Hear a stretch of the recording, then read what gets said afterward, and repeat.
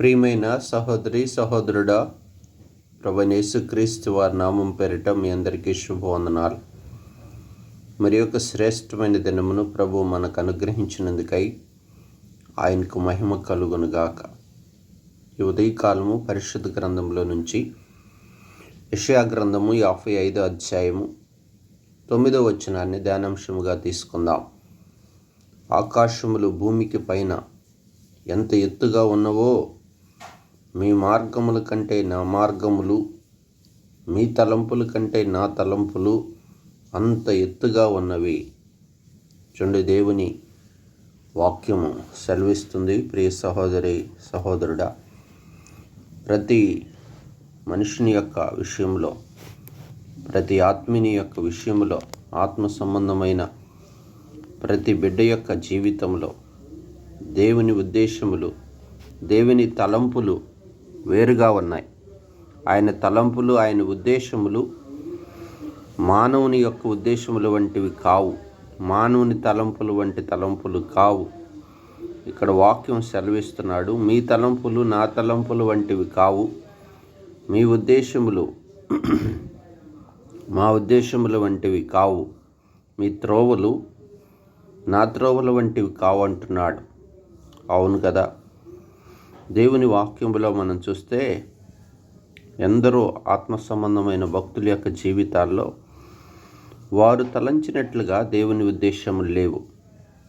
చూడండి, ఆయన తలంపులంట ఆకాశం భూమి పైన ఎంత ఉన్నతముగా ఉన్నదో అంత ఉన్నతముగా ఉన్నాయట. దావీదు అనే భక్తుని కనుక మనం చూస్తే దేవుని ఉద్దేశం చూడండి ఎంత గొప్పదో. దేవుని తలంపు, దేవుని యొక్క ఆలోచన ఎంత గొప్పదో ఆ మనుషుని పట్ల. గొర్రెల కాపరిగా ఉన్నటువంటి దావీదును 40 సంవత్సరాలు ఇశ్రాయేలుకు రాజుగా, అభిషేకము చేయబడిన రాజుగా దేవుడు ఉంచుతూ వచ్చాడు. ఎన్నో విషయాల్లో సహాయం చేశాడు. దావీదును ఘనతకెక్కించాడు. దావీదు సంతానమును దేవుని కృపచేత ఆశీర్వదించాడు. ఎంత గొప్ప తలంపు! ఎన్నడూ దావీదు ఊహించి ఉండడు. చూడండి, ఇంకా దేవుని వాక్యంలో చూస్తే యోసేపు కూడా యాకోబు యొక్క కుమారుల్లో 11వ వాడు.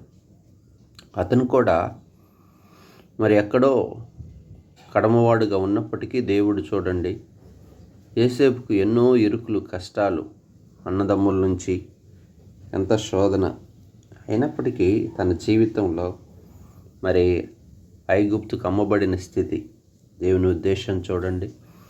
ఐగుప్తు దేశమునకు కరువు కాలంలో మరి కొన్ని సంవత్సరాల పాటు ఆ దేశమును ఆదుకునే అధిపతిగా దేవుడు తన పట్ల గొప్ప ఉద్దేశం కలిగి ఉన్నాడు. ఆ దేశానికే ప్రధానమంత్రిగా చేశాడు. గొప్ప కీర్తిని, ఘనతను యోసేపు విషయంలో ఏర్పాట్లోకి తీసుకొచ్చాడు.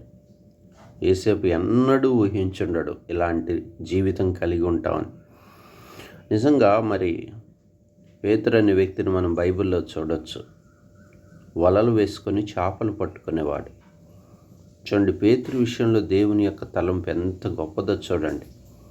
పేతురుని పిలిచి నన్ను వెంబడించమన్నప్పుడు, దేవుని మాటకు లోబడినప్పుడు ఆ చేపలు పట్టుకునేటువంటి వ్యక్తిని సంఘమును కట్టే ఆత్మీయ అనుభవం. చూడండి, మనుషులను పట్టేటువంటి జాలరుగా దేవుడు చేస్తూ వచ్చాడు. ఎన్నో అద్భుతాలు పేతురు చూడగలిగాడు, చెయ్యగలిగాడు. పేతురు నీడ తగిలి స్వస్థతలు కలిగిన అనుభవం. పేతురు వాక్యం చెప్పితే 3000 మంది మారుమనసు పొందిన అనుభవం. పేతురు సంఘమును కట్టేటువంటి పరలోకపు యొక్క మరి తాళపు చేతులు, మరి ఆ స్థితి పేతురికి ఇచ్చిన ఆధిక్యత ఎంత గొప్పది. నిజంగా ప్రియుడా, మనిషిని పట్ల అనగా దేవుని బిడ్డల పట్ల దేవుని యొక్క ఉద్దేశము, తలంపు ఆకాశము కంటే, భూమి కంటే ఆకాశం ఎంత ఉన్నతముగా ఉందో అంత ఉన్నతమైన ఆ తలంపు దేవుడు కలిగి ఉన్నాడు. నీ పట్ల దేవుని తలంపు ఏమై ఉన్నది? నీ పట్ల దేవుని ఉద్దేశం ఏమై ఉన్నది? ఎరిగి ఉన్నావా? ఇప్పుడు లోకములు, ఇప్పుడున్న నీ స్థితిని చూస్తే అది మరి రానున్న దినముల యొక్క స్థితికి అది ఏ పాటిదో ఎరుగలేవు. కనుక ప్రభు యొక్క తలంపును, ఉద్దేశమును, చిత్తమును మనం ఎరిగి ఉండాలి. దాన్ని ఎరిగి మనము దాని కొరకై ప్రార్థించాలి, విశ్వాసంతో అడుగులు వేయాలి. ఆ కార్యము నెరవేర్పు కొరకై దేవునికి లోబడి ఉండాలి, విధేయత చూపాలి. అలాంటి గ్రహింపగలిగిన ఆత్మీయ మెలకువ మనం కలిగి ఉండాలి, అలాంటి నిరీక్షణ మనం కలిగి ఉండాలి. అప్పుడు దేవుని కార్యములను నూతనంగా చూడగలుగుతాం. దేవుని యొక్క చిత్తమును, తలంపులను మన పట్ల నెరవేర్పులోనికి తీసుకొచ్చిన ఆత్మీయ అనుభవం కలిగిన వారు ఉంటాం. ఈ అనుభవం కలిగి ఉండాలని ఉదయకాలం దేవుడు మనతో మాట్లాడుతున్నాడు. ప్రియ సంఘమైన దేవుని బిడ్డలారా, నీ పట్ల దేవుని ఉద్దేశము అది బహు గొప్పదై ఉన్నది కనుక ఎరిగి దాని కొరకై ప్రార్థించు, దేవుని సహాయం కొరకై వేడుకో. లోకంలో తిరుగులాడే అనుభవంలో నుంచి బయటికి రా, అస్థిరత్వం నుంచి బయటికి రా, నిరీక్షణ లేని స్థితి నుంచి బయటికి రా. దేవుని చిత్తానికి లోబడు, దేవుడు గొప్ప కార్యం నీ విషయంలో చేస్తాడు. ప్రార్థన చేసుకుందాం. పరిశుద్ధుడా, ప్రేమ కలిగిన తండ్రి, నిజమే మా పితరుల విషయంలో నీ తలంపు, నీ మార్గము ఎంత గొప్పది ప్రభువా. మేము కూడా మా జీవితాల్లో కూడా దావీదులాగా, యోసేపులాగా, పేతురులాగా, ఇంకా పరిశుద్ధ గ్రంథంలో అందరూ భక్తులు ఉన్నారు. ఎస్తేరు విషయంలో, ఋతు విషయంలో, సారా విషయంలో, రిబ్కా విషయంలో మీ ఉద్దేశములు, మీ తలంపులు ఎంత గొప్పగా ఉన్నాయి ప్రభువా. అవును తండ్రి, జనములకు తల్లిగా సారాను చేశారు. ఎంత గొప్ప దేవుడవు. అవును, మా స్థితి ఇప్పుడైతే ఎలా ఉందో మేము ఎరగలేం, కానీ ప్రభువా ఒకప్పుడు మీ తలంపు, మీ ఉద్దేశం నెరవేర్పులోనికి వచ్చినప్పుడు ఎంతో సంతోషం ప్రభువా. ఈ అనుభవాన్ని బిడ్డలైన వారు కలిగి ఉండటానికి, సంఘం ఈ అనుభవం కలిగి ఉండటానికి సహాయం చేయండి. నీ తలంపుని ఎరిగియండి, ప్రార్థించుటకు, నిరీక్షణ కలిగి ఉండటకు దయచూపండి.